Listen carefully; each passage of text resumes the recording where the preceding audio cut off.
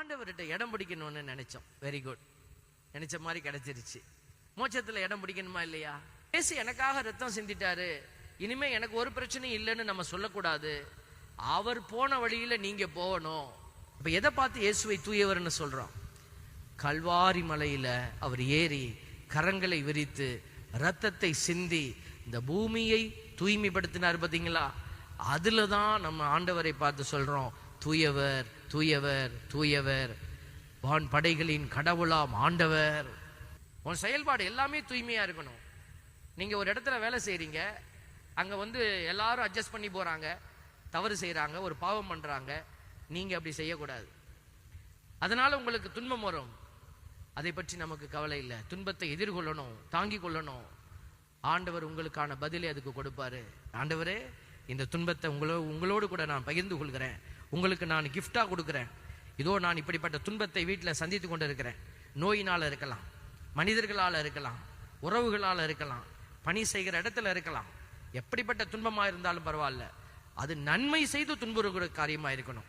நீங்க போய் வாயை விட்டு எதையாவது கன்றாவிய பேசி அதனால ஒரு பிரச்சனை நீ மாட்டிக்கிட்டீன்னா, பேதுரு சொல்றாரு, நீ போய் திருடனா இருந்து அதனால துன்பம் வந்தா, கொலகாரனா இருந்து அதனால துன்பம் வந்தா, அது கடவுளுக்கு வேண்டாம். அவமான துன்பம் வேண்டாம். நன்மை செய்து துன்புறுகிற பிள்ளைகளுடைய துன்பங்கள் ஆண்டவருடைய திருமுன் எழுந்து பிரகாசித்துக் கொண்டிருக்கிறார். எல்லோரும் இரு கைகளை மேலே உயர்த்தி,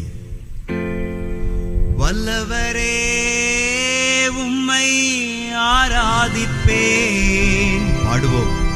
நல்லவரே உம்மை ஆராதிப்பேன். கைகூப்பி தலை வணங்கி, நிலையான புகழுக்குரிய தூய்மை மிகு நற்கருணைக்கு எல்லா காலமும் ஆராதனையும் புகழும் ஆட்சியும் உண்டாக கடவது.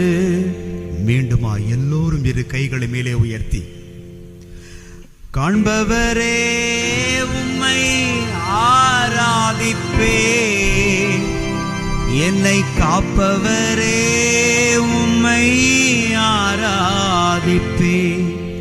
கைகூப்பி தலை வணங்கி, நிலையான புகழுக்குரிய தூய்மை மிகு நற்கருணை